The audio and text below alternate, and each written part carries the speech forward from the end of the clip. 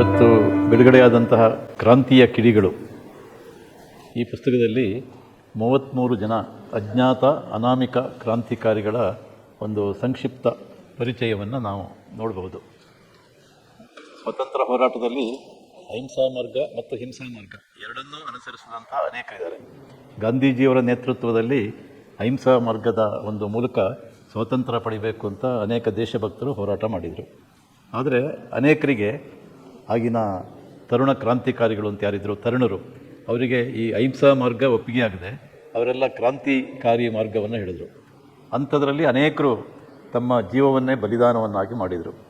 ಅವರು ಯಾವುದಕ್ಕೂ ಹೆದರಲಿಲ್ಲ, ತಮ್ಮ ಪ್ರಾಣವನ್ನು ಕೂಡ ಅರ್ಪಣೆ ಮಾಡಿದರು. ಅಂತಹ ಗಲ್ಲಿಗೇರಿದಂಥ ಅನೇಕ ಕ್ರಾಂತಿಕಾರಿಗಳ ಒಂದು ಚಿತ್ರಣ ಈ ಪುಸ್ತಕದಲ್ಲಿದೆ.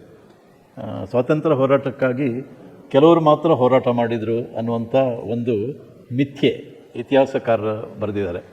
ಆದರೆ ಆ ರೀತಿ ಇಲ್ಲ.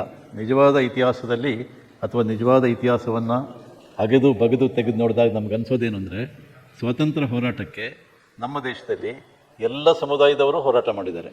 ಅದರಲ್ಲಿ ಶ್ರೀಮಂತ ವರ್ಗದವರಿದ್ದಾರೆ, ಸಾಮಾನ್ಯ ವರ್ಗದವರಿದ್ದಾರೆ, ಮಧ್ಯಮ ವರ್ಗದವರಿದ್ದಾರೆ, ರೈತರಿದ್ದಾರೆ, ಕೂಲಿ ಕಾರ್ಮಿಕರಿದ್ದಾರೆ, ವನವಾಸಿಗಳಿದ್ದಾರೆ, ಆದಿವಾಸಿಗಳಿದ್ದಾರೆ, ಹಾಗೆಯೇ ಮಠದ ಸ್ವಾಮಿಗಳಿದ್ದಾರೆ.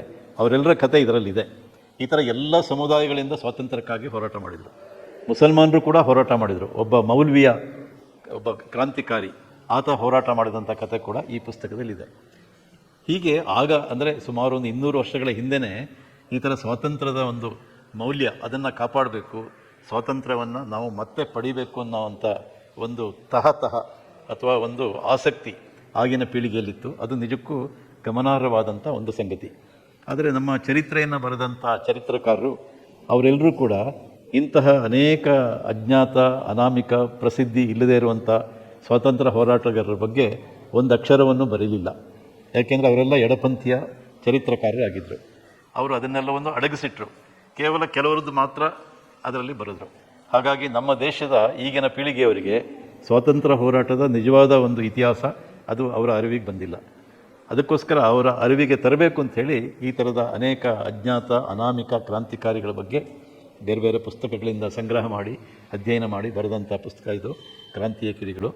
ಇದರಲ್ಲಿ 1857ರಲ್ಲೇ ಅರೆಸ್ಟ್ ಆಗಿ 50 ವರ್ಷ ಶಿಕ್ಷೆ ಅನುಭವಿಸಿದಂಥ ಮುಸೈ ಸಿಂಗ್, ಬಹುಶಃ ಈ ಹೆಸರನ್ನು ಯಾರೂ ಕೇಳಿರಲಿಕ್ಕಿಲ್ಲ, ಮುಸೈ ಸಿಂಗ್ ಅಂತ, ಆತ 50 ವರ್ಷ ಅಂಡಮಾನ್ನಲ್ಲಿ ಜೈಲು ಶಿಕ್ಷೆ ಅನುಭವಿಸಬೇಕಾಗಿ ಬಂತು. ನಾವೆಲ್ಲ ಸಾವರ್ಕರ್ ಬಗ್ಗೆ ಕೇಳಿದ್ದೀವಿ, 50 ವರ್ಷ ಅವರಿಗೆ ಶಿಕ್ಷೆಯನ್ನು ವಿಧಿಸಿದ್ದರು ಅಂತ. ಆದರೆ 50 ವರ್ಷ ಅವರು ಇರಲಿಲ್ಲ, 13 ವರ್ಷ ಆದ ನಂತರ ಅವರು ವಾಪಸ್ ಬಂದರು. ಆದರೆ ಮುಸೈ ಸಿಂಗ್ 50 ವರ್ಷ ಜೈಲಿನಲ್ಲೇ ಇದ್ದ. ಆತನ ಬಿಡುಗಡೆಗೋಸ್ಕರ ಬಹಳ ಪ್ರಯತ್ನಗಳು ನಡೀತು. ಕೊನೆಗೆ ಬ್ರಿಟಿಷ್ ಅಧಿಕಾರಿಗಳು ಅವನ ಗುಣ ನಡತೆ ಆಧಾರದ ಮೇಲೆ ಬಿಡುಗಡೆ ಮಾಡಿದರು. ಅವನ ಕಥೆ ಇದೆ, ಎಲ್ಲೂ ಬಂದಿಲ್ಲ ಅದು. Doctor D.V. ದಿವೇಕರ್ ಅಂತ ಒಬ್ಬರು ಹಿಸ್ಟಾರಿಯನ್, ಅವರು 1857 ಫ್ರೀಡಮ್ ಆಫ್ ಸೌತ್ ಇಂಡಿಯಾ ಅನ್ನೋ ಪುಸ್ತಕದಲ್ಲಿ ಇದನ್ನು ಬರೆದಿದ್ದಾರೆ, ಉಲ್ಲೇಖ ಮಾಡಿದ್ದಾರೆ. ಅದರ ಆಶ್ಚರ್ಯ ಅಂದರೆ ಅವನ ಫೋಟೋ ಎಲ್ಲೂ ಸಿಗೋದಿಲ್ಲ, ಫೋಟೋನೇ ಇಲ್ಲ, ಸಿಗೋದೇ ಇಲ್ಲ. ಅನಾಮಿಕ ಅಜ್ಞಾತ ಅಂದರೆ ನಿಜವಾಗಿ ಮುಸೈ ಸಿಂಗ್. ಆ ಥರದ ಅನೇಕರ ಕಥೆಗಳು ಇದರಲ್ಲಿದೆ. ನಮ್ಮ ಸಂಘದ ಒಬ್ಬ ಸ್ವಯಂ ಸೇವಕ ಹೇಮು ಕಲಾನಿ ಅಂತ, ಸಿಂಧ್ ಪ್ರಾಂತದ ಒಬ್ಬ ಸ್ವಯಂ ಸೇವಕ, ಆತ ಕೂಡ ಸ್ವಾತಂತ್ರ್ಯಕ್ಕಾಗಿ ಹೋರಾಡಿ ಕೊನೆಗೆ 19 ವರ್ಷ ವಯಸ್ಸಿನಲ್ಲೇ ಗಲ್ಲು ಶಿಕ್ಷೆಗೆ ಈಡಾದಂಥ ಒಬ್ಬ ವ್ಯಕ್ತಿ. ಈ ಥರ ಅನೇಕರು ಈ ಥರದ್ದೆಲ್ಲ ಸೇರಿಸಿ, ಇನ್ನು ಕೆಲವ್ರದ್ದು ಗೊತ್ತಿರುವಂಥ ಹೆಸರು ಇದೆ. ವಾಸುದೇವ್ ಬಲವಂತ ಪಡ್ಕೆ ನಮಗೆ ಗೊತ್ತಿದೆ, ಅದೊಂದು ಅದರಲ್ಲಿ ಸೇರಿಕೊಂಡಿದೆ. ಅಲ್ಲೂರಿ ಸೀತಾರಾಮ್ ರಾಜು ಬಗ್ಗೆನೂ ಗೊತ್ತಿರ್ಬೋದು. ಇನ್ನಿಬ್ಬರು ಮುರ್ಮು ಸಹೋದರರು ಅಂತ, ಮುರ್ಮು ಬ್ರದರ್ಸ್, ಅವರಿಬ್ಬರು ವನವಾಸಿ ಜನರು, ಆದಿವಾಸಿ ಜನಾಂಗಕ್ಕೆ ಸೇರಿದವರು. ಅವರು ಸ್ವಾತಂತ್ರ್ಯಕ್ಕೋಸ್ಕರ ಹೋರಾಡಿದರು.